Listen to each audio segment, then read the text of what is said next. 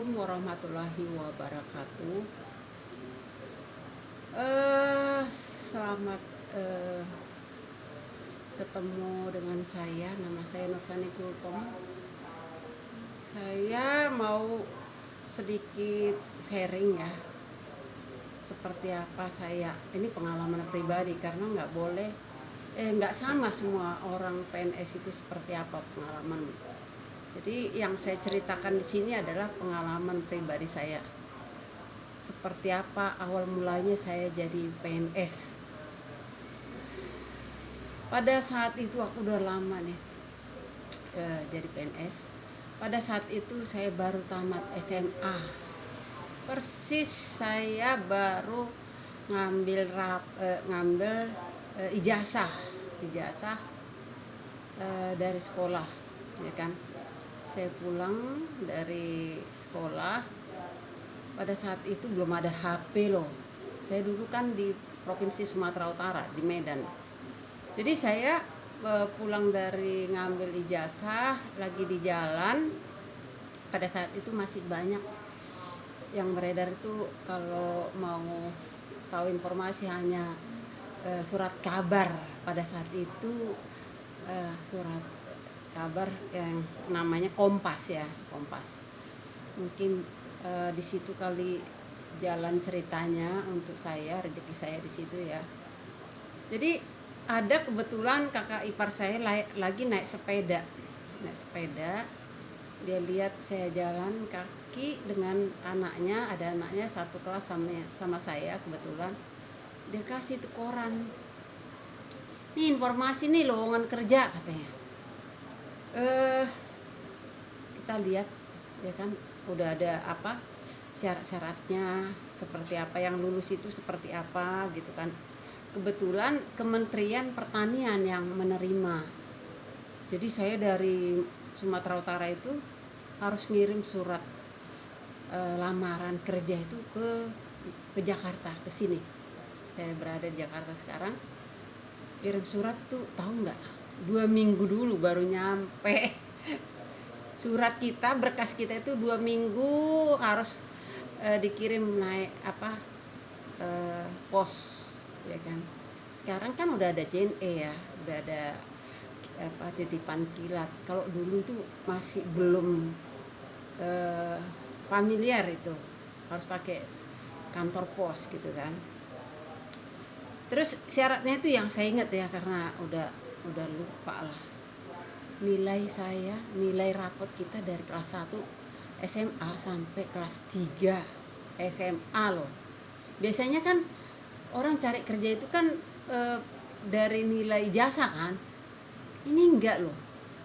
Saya tuh dari nilai waktu kita semester 1, semester 2, semester 3, semester 4 sampai 5 dan 6. Dari situ dinilai. Nah, kebetulan saya memang selalu ranking 3 terus saya waktu saya SMA. Saya SMA-nya SMA IPA, Paspal pada saat itu ya. Jadi minimal kalau nggak salah hari itu rata-rata 6,5 kalau SMA Paspal. Tapi kalau IPS pada saat itu harus 7. Jadi waktu zaman saya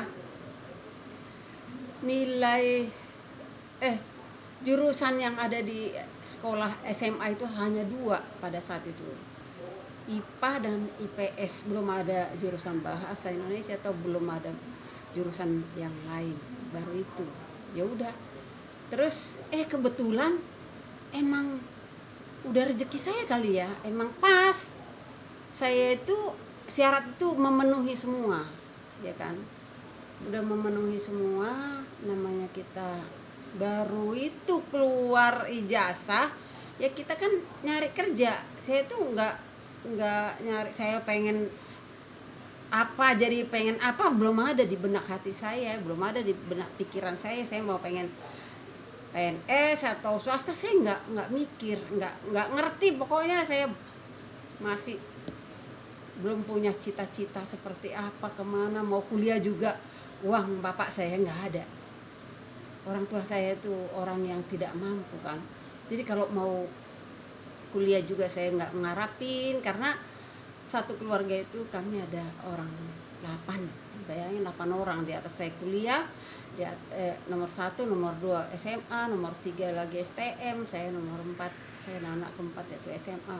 Bayangin banyak anak orang tua saya, terus ada lagi 4 lagi di bawah saya kan, jadi saya juga nggak ngarapin. Nah, yang penting saya melamar gitu ya. Kenapa saya pengen jadi pegawai negeri? Kalau ada pertanyaan seperti itu, saya nggak bisa jawab. Yang penting saya pengen kerja gitu. Pokoknya saya tamat sekolah itu harus kerja. Cita-cita saya hanya itu. Pokoknya pengen kerja gitu kan. Saya nggak berpikiran, nggak ngarapin saya harus PNS, saya harus ini di swasta, saya harus pengusaha atau segala macam, nggak ada. Karena saya tamat SMA pada saat itu kan, jadi belum ada wawasan saya masih kuper lah begitu ya, namanya kita anak orang desa gitu ya. Nah, habis itu itu kira-kira kalau nggak salah itu cuma 2 minggu datang itu surat jawaban, datang surat dengan pos melalui provinsi, dari provinsi ke saya itu di bisa dikatakan kecamatan lah ya, di kecamatan, bukan di ibu kota ya, Sumatera Utaranya. Jadi saya dikirimin surat, didatangin, ini ada surat panggilan nih gitu.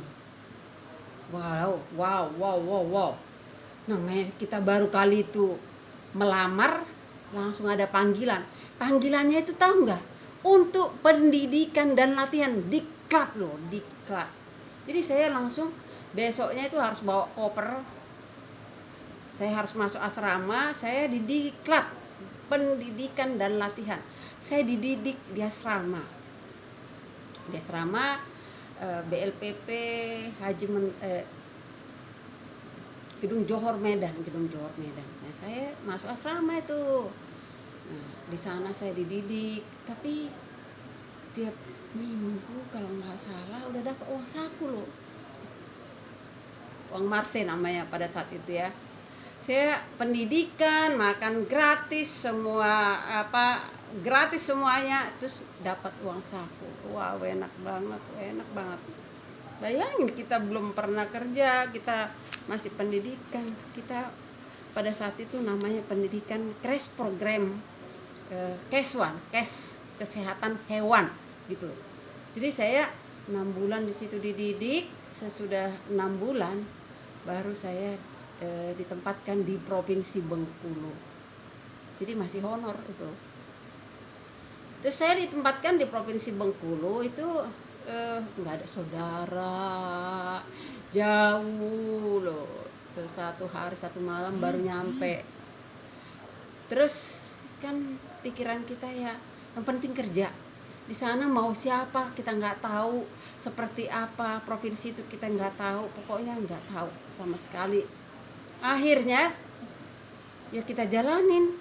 Nah, udah kita jalanin, nyampe di sana kita bekerja ada berapa bulan gitu ya. Terus dipanggil lagi pendidikan lagi, melanjutkan yang 6 bulan itu. Pendidikan crash program itu harus 1 tahun. Jadi tadi 6 bulan di Provinsi Sumatera Utara, saya harus pendidikan melanjutkan lagi ke Provinsi Lampung. Jadi saya dikirim ke Provinsi Lampung, karena di Provinsi Bengkulu itu nggak ada, belum ada tempat balai latihan seperti itu, BLPP namanya, balai latihan penyuluh pertanian namanya, gedung Kementerian Pertanian itu nggak ada di sana. Akhirnya saya didiklat di pendidikan di Provinsi Lampung, melanjutkan ilmu yang saya dapatkan di Sumatera Utara itu. Nah, sesudah itu saya masih honorer itu. Jadi pada saat itu kami ditempatkan itu ada perjanjian kontrak kerjanya itu 3 tahun honorer, nanti akan dijadikan jadi PNS, ya enggak? Nah, itu kontraknya. Tapi selama saya honor saya bertugas di Dinas Peternakan dulu ya, karena yang saya dididik di Kementerian Pertanian itu bagian kesehatan hewan, ya enggak? Nah, saya pendidikan di situ, saya masih honor, pulang dari Provinsi Lampung, saya masih honorer. Saya 3 tahun harus menjalani honorer. Gimana sih honorer? Gajinya nggak seberapa, harus cukup gajinya itu, honornya itu seperti itu. Saya alami semuanya bertahun-tahun, 3 tahun. Tapi dalam waktu 3 tahun itu saya nggak mau diam, walaupun saya dibilang ada kontrak yang kita tanda tangan nanti akan dijadikan PNS. Saya nggak percaya, namanya manusia kan, bener nggak itu kan kita nggak tahu ya. Saya itu nggak mau diam. Saya setiap dengar ada informasi, ada tes di sana, CPNS gitu ya, di pengadilan pada saat itu, pengadilan negeri. Pikir saya SMA itu kan bebas kemana-mana. Pikir saya bukan gitu. Saya yakin aja. Pokoknya ikut tes, ikut tes. Kalah loh. Tapi bagi saya itu udah bangga pernah tes CPNS gitu kan. Saya kalah tapi saya bangga walaupun kalah, karena apa? Saya merasa udah ada pengalaman bagi saya, ya kan. Udah itu tahun kedua ada lagi tes di mana saya ikutin. Terus ada lagi yang ketiga, kalau nggak salah itu pas tahun ketiga itu saya tes di kantor gubernur Provinsi Bengkulu. Saya tes itu kan, pokoknya saya tes aja, ikut, lulus loh. Pas lulus kan saya kebetulan 3 tahun itu. Jadi kontrak kerjaku tadi pas 3 tahun, habis honorer 3 tahun akan diberikan jadi PNS. Turun juga NIP saya. Dari Kementerian Pertanian, NIP Pusat namanya, NIP Pusat. Kalau tadi saya tes di kantor gubernur Bengkulu, NIP daerah. Jadi artinya kalau NIP Pusat itu saya pindah ke provinsi manapun bebas. Makanya saya bisa pindah ke sini, ke DKI, karena dulu NIP saya NIP Pusat 08 ininya kan. Kalau Kementerian Pertanian NIP kita itu 08 sekian gitu kan. Nah, pimpinan saya bilang, kalau kamu ngambil NIP daerah, kamu nggak bisa pindah kemana-mana. Kamu dari awal CPNS sampai kamu nanti pensiun tuh di daerah, di Provinsi Bengkulu aja katanya. Kalau NIP pusat, kamu bisa pindah ke provinsi-provinsi lain gitu kan. Ya udah, saya milih yang NIP pusat. Akhirnya yang NIP daerah tadi saya tinggalin. Nah, itulah pengalaman saya. Kalau kalian juga seperti itu, jangan bosan-bosan. Tes aja. Kalau saya begitu. Setiap saya ada peluang untuk tes, saya tes aja, nggak takut saya nggak lulus apa enggak, saya nggak mikirin itu. Pokoknya saya tes gitu. Kata orang harus ada decking, harus ada uang, saya nggak mikirin. Saya nggak mikirin seperti itu. Yang penting saya ikut tes gitu. Saya tuh yang penting ikut tes, padahal saya kuper, saya orangnya kuper, nggak gaul, saya nggak pintar saya gaul sama orang-orang yang sana, yang di atas sana atau apa. Ya namanya kita merantau di tempat orang lain kan, kita itu nggak ada kenalan kan di provinsi lain gitu kan, nggak ada kenalan. Pokoknya saya nggak ngerti lah yang seperti itu. Jadi saya hasil tes murni loh. Jadi makanya bagi teman-teman, bagi semua yang menonton ini, kalau kalian mau tes aja. Kalau saya bilang tes aja, nggak semua PNS itu pakai duit, ya. Kalau sekarang emang enak tesnya sekarang itu pakai CAT lah ya, pakai komputer gitu ya. Terus tes ini tes itu, banyak tesnya gitu kan, langsung diklik, langsung tahu kita hasilnya, ya enggak. Nah, seperti itu perbedaan CPNS yang dulu sampai CPNS sekarang. Kalau sekarang memang uh, udah banyak meminimalisir tangan-tangan orang-orang yang berkepentingan di dalam. Pokoknya yang penting saya tes, nggak lulus sudah nggak apa-apa, saya ulang lagi, tes lagi nggak ulang. Ya seperti itu. Akhirnya saya bekerjalah di Provinsi Bengkulu.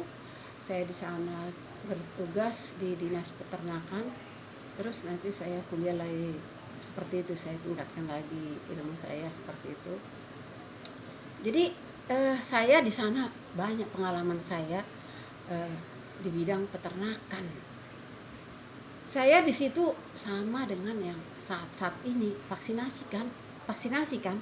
Saat ini manusia yang dilakukan vaksinasi. Kalau yang saya vaksin adalah hewan. Tahu nggak? Vaksinasi rabies itu untuk anjing, kucing, kera, ya enggak? Kalau sekarang manusia yang disuntik itu disuruh diam, enak mereka. Kalau para medis sekarang disuruh diam, pasien duduk, diam. Kalau saya apa? Emang bisa ngomong ke ternak, ke anjing atau kucing atau monyet atau ayam. Vaksinasi saya udah puluhan tahun loh saya pegang vaksinasi. Makanya kalau orang ini dan itu, jangan terlalu membanggakan diri. Kalian itu kalau yang medis yang untuk manusia itu gampang. Kalau bagi saya, kalian duduk manis nyuntik. Kalau saya dari kandang ke kandang, dari rumah ke rumah. Nanti saya naik truk lagi. Saya naik truk loh.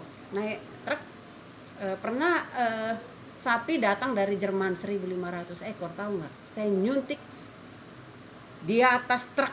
Bayangin tugas saya naik ke truk harus pakai celana panjang, saya suntik sapi itu bisa nendang loh. Lihat aja Idul Kurban, banyak kan yang ditendang sama sapi. Jangan dikira loh, jangan dibilang kalau resiko untuk ternak kan gampang. Apanya gampang? Kucing aja kita pelihara, kita semena-mena, orang akan tuntut kita, apalagi ternak yang lain. Kalau dia udah suka dengan hewan itu kesayangan dia, kalau kita salah nyuntik itu akan dikomplain, akan bisa kita dituntut ya. Jadi banyak pengalaman saya bagian-bagian seperti itu untuk ternak. Vaksinasi ND, Newcastle disease. Saya banyak vaksin ayam-ayam untuk pencegahan penyakit Newcastle disease. Saya nyuntik itu dari ayam itu disuntik apanya, tahu nggak sih? Ini sayapnya. Jadi ribuan malah saya pengalaman untuk vaksin ayam, karena kadang satu kandang itu bisa 50 ekor ke atas kan.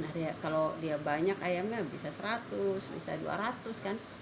Jadi ya seperti itu. Saya pengalaman banyak banget untuk vaksinasi rabies itu untuk anjing tadi, untuk monyet, untuk kucing, vaksinasi Newcastle disease untuk ayam, unggas ya kan. Jadi banyak pengalaman saya bagian-bagian itu. Jadi artinya tugasku itu di bidang-bidang seperti itu, bidang peternakan. Kalau kita menyuntik anjing di kandang atau di kerangkeng, dia bisa loh setinggi pinggang, besar anjingnya. Emang mau anjing itu langsung kita suntik begitu? Enggak loh, ya kan? Seperti itulah ya tugasku di bidang paramedis. Jadi saya juga pendidikan di Bogor ya. Di Bogor saya pendidikannya ada sertifikat saya di bidang paramedis. Nah, seperti itu. Banyaklah pengalaman yang seperti itu langsung ke ternak, langsung di lapangan. Jadi kebetulan saya di lapangan terus ya. Dari CPNS saya sudah fungsional. Kalau sekarang ini struktural, kebetulan sekarang ini struktural. Jadi pengalaman saya itu di fungsional ada, di struktural ada, udah lengkap sudah ya. Saya rasa itu dulu pengalaman saya dari CPNS ya. Jadi bagi kalian yang pengen mungkin sharing ini bermanfaat bagi kalian, ambil positifnya, ambil ininya lah, apa ya, yang positif-positif aja gitu ya. Jadi jangan sampai kalau mau pengen CPNS seperti apa ikutin aja ya. Ada juga yang harus baca buku, baca soal atau segala macam, ikutin. Saya juga seperti itu, walaupun saya udah PNS, saya mengalami seperti itu. Bayangin dari provinsi Bengkulu mau masuk ke DKI dites loh, walaupun kita PNS. Walaupun kita sudah PNS, kalau masuk ke provinsi DKI Jakarta, kita dites. Tes seperti kayak CPNS begitu. Dites dengan wawancara, tes matematika, tes sejarah dan kepribadian segala macam. Ada psikotesnya, ada semuanya. Jadi itu udah saya alami ya. Saya kira itu dulu pengalaman saya. Like ya, berikan komen kalau ada masukan-masukan, dan share. Nanti saya akan meneruskan nanti apa konten-konten ini, karena ini bermanfaat banget bagi masyarakat, generasi penerus kita yang mau CPNS, mau PNS. Saya kira sampai sini dulu. Salam.